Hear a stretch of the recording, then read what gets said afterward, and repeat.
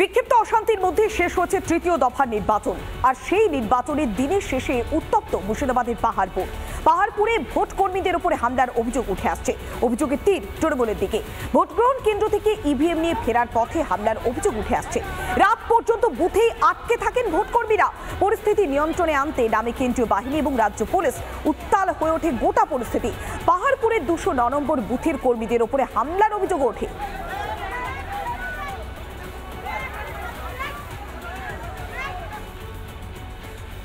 Sector সাহেব খুব অন্যায় করেছে। সেক্টর সাহেব আমাদের ফোনটা ঠিকঠাক ধরে না এবং ঠিকঠাক ভাবে যোগাযোগও করেনি। আচ্ছা, আমাদের গাড়ি আছে সামনে বলেছিল, এবং গাড়ি আমাদের সামনে আছে তা বলেছিল, এবং যেরকম মানমুখী জনতা, হ্যাঁ ওরা আমাদের বলেছিল যে টুকটুকিতে চলে যাবেন তা বলেছে। আমরা টুকটুকিতে আসিনি। আতঙ্ক লাগছে, ভয় লাগছে। ভয় তো লাগছে। পুলিশের হাতে আটক সন্দেশখালীর 11 জন মহিলা। একটি বাড়ি থেকে 11 জনকে গ্রেফতার করে উলুবেড়িয়া থানার পুলিশ। তাদেরকে গ্রেফতার করে, কেন গ্রেফতার তা নিয়ে উলুবেড়িয়া থানার সামনে বিক্ষোভ দেখায় বিজেপির মহিলা মোর্চা। পরে ধৃতদের ছেড়ে দেয়, কার্যত বাধ্য হয়ে ছেড়ে দেয় পুলিশ, এমনটাই অভিযোগ করছে বিজেপি।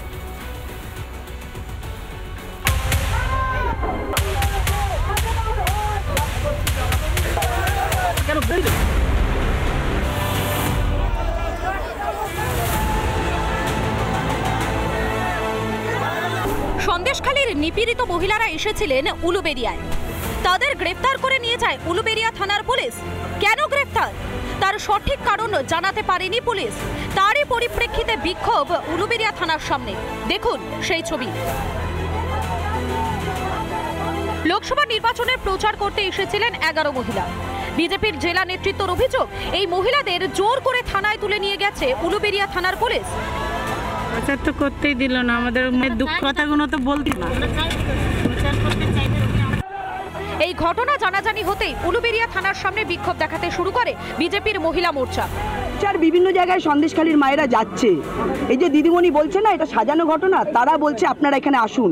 দিদিমণি একবারও যাননি, কারণ তিনি জানেন যে ওটা সত্যি, সেই জন্য তিনি যাননি।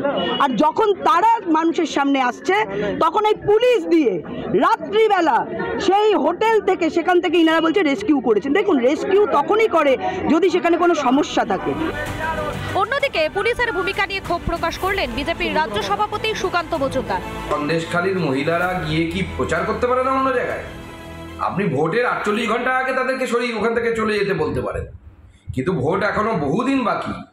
আর আপনি আইসি যিনি এই কাজ করেছেন, তিনি গর্হিত অপরাধ করেছেন। এবং শুধু তাই নয়, এর আগে বেলডাঙ্গা থানার আইসি সাসপেন্ড হয়েছে, অন্য জায়গার আইসিরা অনেক জায়গায় তাদেরকে ট্রান্সফার করা হয়েছে। এই আইসির উপরেও আমরা পুরো নজর রাখছি।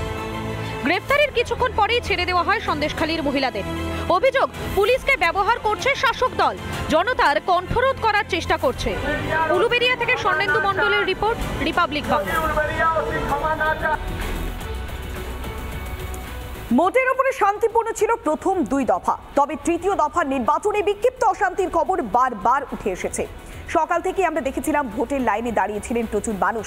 পশ্চিমবঙ্গের 4টি লোকসভা কেন্দ্রে তৃতীয় দফার নির্বাচন পর্ব, তার মাঝে মুর্শিদাবাদের ভোট পর্ব কেমন ছিল দেখুন।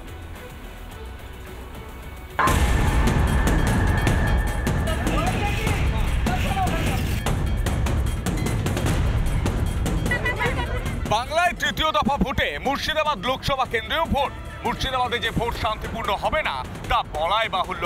ভোটের আগের রাত থেকে শুরু হয়েছে বোমাবাজি, ধমকানি, চমকানি। কোথাও ভোটারকে বেধড়ক মার, আবার কোথাও এজেন্টদের বুথে ঢুকতে বাধা। ডোমকল, বসন্তপুর থেকে উঠে এসেছে একাধিক অভিযোগ। সব অভিযোগই তৃণমূলের বিরুদ্ধে। ছেলেকে তো ভোট দিতে এসেছিল, যে 4-5টা ওখানে ধরে সবাই মিলে মেরেছে, ভোট দিতে দিবে না। বুঝতে পারলেন তো, ভোট দিতে দিবে না। আমার ছেলেরা সিপিএম পার্টি করে আর এরা টিএমসি পার্টি করে, তাই এসব গালান কিছু থাইনি, কামড়িয়ে মারিয়ে ধরে কিছু থাইনি। মদ টদ খেয়েছে, ওরা খায় খুব মেরেছে। সকাল থেকে রাত থেকে সমস্যা ছিল, সকাল অবধি 6টা অবধি ওরা রাস্তা গার্ড করেছিল, এজেন্ট বসতে দেয়নি আমাদেরকে। তৃণমূলের লোক কি বলেছে, ওরা বলেছে চাইছে ওরা বুথ দখল করে ভোট করবো। রাস্তা বুথ দখল করেছিল, বুথ দখল করেছিল, মুড দখল করেছিল, আমাদেরকে বাড়াতে দেয়নি। অন্যদিকে রানীনগরের মরিচায় নিচু পাড়ায় উঠেছে বোমাবাজির অভিযোগ। তৃণমূল কর্মী পিয়ারুল ইসলামের বাড়িতে বোমা মারার অভিযোগ কংগ্রেস কর্মী আবুল হোসেনের বিরুদ্ধে। অভিযোগের ভিত্তিতে আটক আবুল হোসেন। কংগ্রেস নেত্রী মমতাজ বেগমকে ঘিরে তুমুল বিক্ষোভ তৃণমূলের। পাল্টা তৃণমূলের বিরুদ্ধে বোমাবাজির অভিযোগ পরিবারের।